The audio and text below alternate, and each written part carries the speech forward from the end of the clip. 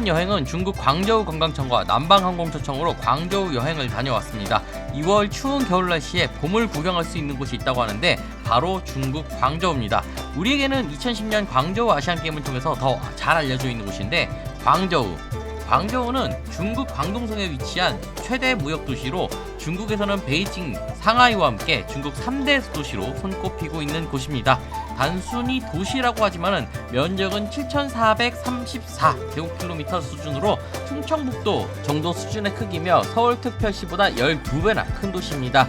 인구 또한 광저우시만 1,868만 명으로 서울특별시의 2배 정도 되는 큰 도시라고 할 수 있는 곳인데요. 광저우는 굉장히 먼 곳이라고 생각할 수 있는데요. 사실 지리상 홍콩 바로 위에 위치하고 있는 곳입니다. 한국에서는 인천공항에서 중국 남방항공을 타고 가신다면 대략적으로 왕복 20에서 30만원대로 비교적 저렴한 가격대로 다녀올 수가 있는데요. 특히나 한국은 3월까지 날씨가 춥지만 광저우는 1월 말부터 꽃이 피기 시작하는 봄 날씨로 2025년 봄을 빠르게 경험할 수 있는 곳입니다.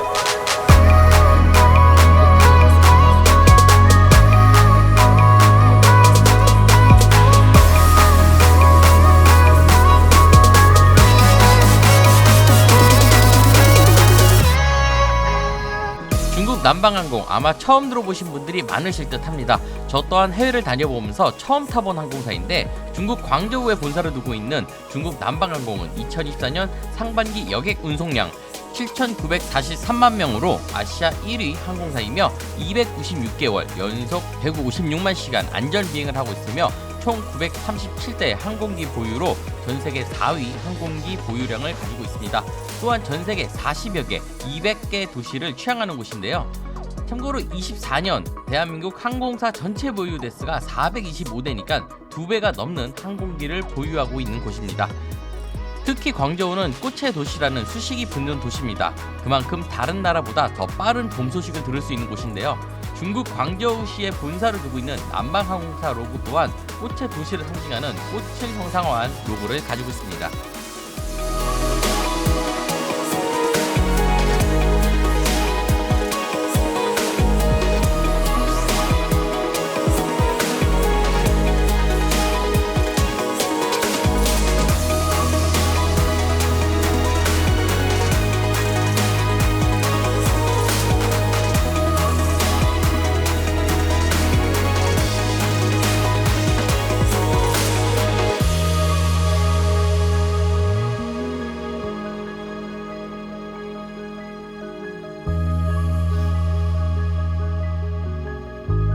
아이고 수고하셨습니다. 전날. Good morning. So, I'm a local people actually. I was born here. I grew up here. I studied here, and I work here. 광저우에서 태어나고 살고 있는 현지 가이드 앨런을 따라서 투어 형식으로 광저우 여행을 시작합니다. 원러식물원은 꽃의 도시 광저우에서 꼭 가봐야 할 곳입니다. 이곳은 중국 국가식물원 시스템 일부로 광저우 식물보전 시범구역으로 도시와 자연의 조화가 좋은 곳으로 2024년 11월 29일 첫 선을 보인 곳이라고 합니다. 그래서 한국인들은 아직 모르는 숨겨진 꽃의 대규모 정원입니다. 원러식물원은 총 8개 전문 정원이 있으며 1,500여 종의 토종 및 희귀식물이 보존되어 있습니다. 그 중에서 중국 1급 보호식물 36종과 2급 보호식물 58종을 가지고 있는데요. 2월 한국은 폭설이 내릴 때 이곳은 이렇게 따뜻한 봄 날씨로 미리 봄을 느낄 수가 있어서 정말 좋습니다. 광저우 원러식물원은 공중에서 보면 카포크 나무를 테마로 공중 정원 산책로는 정말 예쁜데요. 약 2km 정도 되는 산책길은 어르신들도 어렵지 않게 산책할 수 있으며 광저우타워 같은 도시 랜드마크를 감상할 수 있는 자연 전망대로 광저우 시내를 한눈에 볼 수 있어서 도시 스카이라인을 감상할 수가 있습니다. 광저우를 대표하는 요리 하나를 선택하라고 한다면 바로 바이체지라는 요리입니다. 바이체지는 하얀 잘린 닭이라는 뜻인데요. 저희가 방문한 시점이 중국 최대 명절인 춘절이었는데 춘절에 꼭 나오는 음식으로 닭 머리까지 나오기 때문에 굉장히 놀라운 음식이라고 할 수가 있습니다. 하지만 맛은 꽤 괜찮은 편이에요. 그거 아시나요? 우리가 알고 있는 유명한 요리 만화 요리왕 비룡의 주인공은 사천성에 살면서 특급 요리사가 되기 위해 광동성에 있는 광주, 즉 광저우에 있는 양천주가라는 유명한 요리 전문점으로 떠나는 모험을 그리는 만화입니다. 그만큼 미식의 나라 중국에서도 광저우는 맛있는 요리가 많기로 유명한 곳입니다. 광저우 타워 또는 캔톤 타워라고 불리는 곳입니다. 광저우 도시를 다니면 볼 수 있는 광저우의 상징 같은 가장 큰 랜드마크인데요. 이 타워는 총 86층 높이에 604m로 2010년 광저우 아시안게임에 맞춰서 완공되었습니다. 전 세계에서 가장 높은 건물은 두바이 부르스 칼리파가 828m입니다. 롯데타워가 555m인데요. 서울 롯데타워보다 높은 광저우 타워를 만나볼 수 있습니다. 광저우 타워는 사실 빌딩으로 들어가지 않습니다. 이 타워의 주 용도는 방송 전파 송신을 위한 송신탑인데요. 빌딩이 아닌 탑으로는 일본 도쿄 스카이트리 634m 다음으로 전 세계에서 두 번째로 큰 타워라고 합니다. 이렇게 광저우시를 한눈으로 볼 수 있는 전망대와 스카이워커가 있는 곳으로 꼭 한번 들리면 좋은 곳입니다. 광저우 문화센터는 광저우시 문화관광국에서 만든 중국에서도 손꼽히는 큰 규모를 자랑하는 곳입니다. 건축 부지만 약 16,000평 정도이며 부지 면적만 43,000평이 넘는 곳입니다. 특히나 이곳 광저우 문화센터는 한나라 시대와 당나라 시대의 건축 양식을 기반으로 만들어진 곳으로 중국 역사와 문화를 만나볼 수 있는 곳입니다. 광저우 문화센터는 링난, 중국 남부 지역의 정원을 본따서 만들었으며 중국의 시적 주제인 심리의 붉은 구름과 한 개의 물, 그리고 8개의 다리와 16개의 정자라는 시 구절의 영감을 받아 디자인했다고 합니다. 2014년 첫 프로젝트를 시작으로 약 10년간의 프로젝트로 완성된 곳으로 중국의 약 2200년 역사를 느낄 수 있는 곳으로 아름다운 광저우 랜드마크 중 하나라고 합니다. 광저우 타워는 이렇게 밤이 되면 정말 아름다운 모습으로 바뀌기도 합니다. 이 타워 아래 광저우를 대표하는 주강 펄리버가 흐르고 있는데요. 이곳은 정말 꼭 와보셔야 합니다. 정말 해외 다양한 곳에 유람선을 타봤지만 이곳만큼 멋진 야경을 본 적이 없는데요. 주강의 의미는 구슬 주자를 의미하기 때문에 영어로는 펄리버, 진주강이라는 명칭을 사용하기도 합니다. 너무나 멋진 야경을 볼 수 있는 곳이고 인생샷을 남길 수 있는 펄리버 라이트 크루즈를 꼭 추천하고 싶은데요. 반드시 3층 VIP석을 추천드려봅니다. 여기 VIP석이라 가지고 일반인들은 저 뒤에까지밖에 못 오고 여기는 예약석이라고 그럽니다. 그래서 좌석이 아예 따로 있는데 개인적으로 유람선 타신다면은 한번 오셨으면 좋을 것 같고 저 다리가 진짜 예술이네요.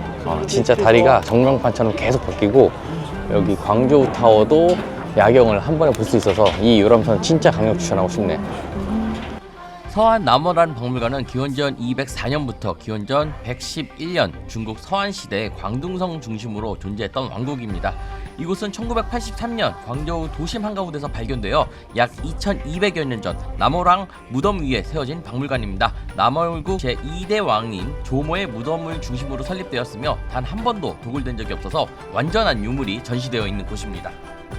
광저우의 왼 베이징이라고 할 수 있는데요. 베이징 로드 혹은 베이징 루라고 불리우는 이 거리는 광저우에서 가장 유명한 관광지로 서한 남월왕 박물관 뒤편에 이어지는 곳입니다. 광저우의 옛 도시 모습을 현대적인 도시 모습과 동시에 감상할 수 있는 곳으로 북쪽의 중산 5번가로 시작해서 남쪽 후이푸 해봉로까지 이어지는 이 거리는 여러 개의 쇼핑센터가 있으며 거리 중간에 유리 구조물로 1000년 전 고적을 전시하기도 한 곳입니다. 신농 전통중의학 박물관은 전통중의학 문화의 대경원으로 불리는 곳으로 전통중의학의 대중화를 위해 중국 최초로 만들어진 곳이라고 합니다. 중국 전통의학의 기원과 발전 과정 그리고 다양한 치료 방법 등 다양한 중의학에 대한 전시물과 체험 프로그램으로 보여주는 곳이라고 합니다. 특히나 6,600평 규모의 거대한 정원이 있는 곳입니다. 링난 인상호는 중국 광저우 대학 남쪽에 위치한 문화테마공원입니다. 총 면적 165헥타르, 약 50만 평이 넘는 거대 공원으로 이곳은 링난 지역의 전통건축, 민속문화, 그리고 무형문화 유산을 보존하고 링난 문화를 직접 체험할 수 있습니다. 특히나 링난 스타일의 건축물과 마을이 재현되어 있으며 다양한 문화체험 프로그램과 공연이 진행된다고 합니다. 링난 인상원은 독특한 주택 그리고 거리와 사원 등 링난 전통 문화를 본질적으로 완벽하게 구현하고 있으며 광동 문화유산을 직접 볼 수 있게 예술과 수공예 거장들의 사과 조각, 타일 조각, 공연 등을 직접 만나볼 수 있어서 개인적으로 추천하고 싶은 곳입니다. 진시서원은 청나라 정부가 대규모 사당 건설을 위해서 서제 20년 1894년에 7년간 공사 끝에 완공된 곳입니다. 이 서원은 청나라 진시 자손들이 광저우에 와서 과거 시험을 준비하거나 각종 업무 처리를 위해서 임시로 거처로 사용된 곳이며 조상을 모시는 사원으로 활용되었습니다. 진시서원은 전형적인 광동 지역의 전통 건축 양식을 대표하며 목조와 벽돌, 석재, 도자기, 협안죽과 금속 등 다양한 재료로 정교한 조각과 장식으로 유명하며 영남 건축 예술의 진주라고 불리는 곳입니다. 보통 서원은 외부인의 출입이 금지된 곳이 많지만 이곳은 사당보다는 정원에 가까운 느낌으로 고귀한 가문 조상 집이자 서원으로 살게 되었으며 현재는 사람들이 서로 만날 수 있는 만남의 장소로 예전부터 사용되었다고 합니다.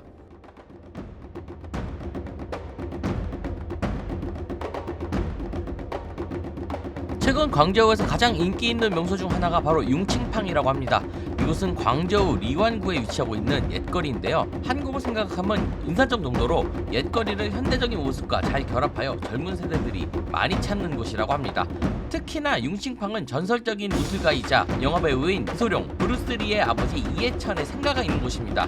이소룡이 어린 시절을 보낸 곳으로 알려져 있으며 전통적인 광동식 건축 양식을 보여주며 이소룡에 대한 전시물과 기념사진을 찍을 수 있는 동상이 세워져 있는 곳입니다. 월수공원은 광저우를 대표하는 공원입니다. 1927년에 설립되어 90년 넘는 역사를 가지고 있는 곳으로 약 20만 평의 면적을 가지고 있는 공원입니다. 총 7개의 언덕과 3개의 인공호수로 구성되어 있으며 국가 중점공원으로 선정되어 있습니다.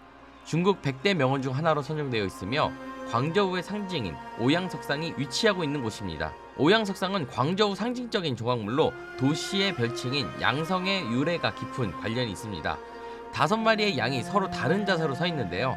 전설에 따르면 약 2000년 전 광저우 지역의 가뭄과 빈곤으로 백성들이 힘들어할 때 5명의 신선이 벼 이삭을 물고 양을 타고 하늘에 내려와 백성에게 벼종자를 전해주고 풍요를 가져왔다고 하며 신선들이 떠난 이후 양들은 돌로 변하여 오늘날의 오양석상이 되었다고 합니다.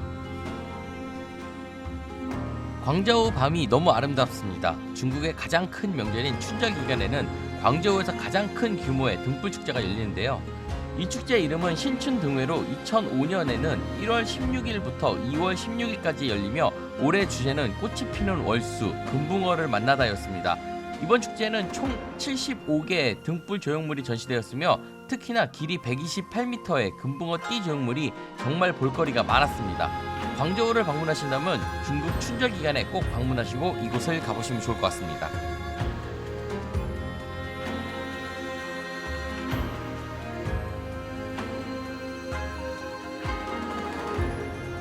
중국 남방항공 배려로 광저우공항에 대해서 설명을 들을 수가 있었습니다.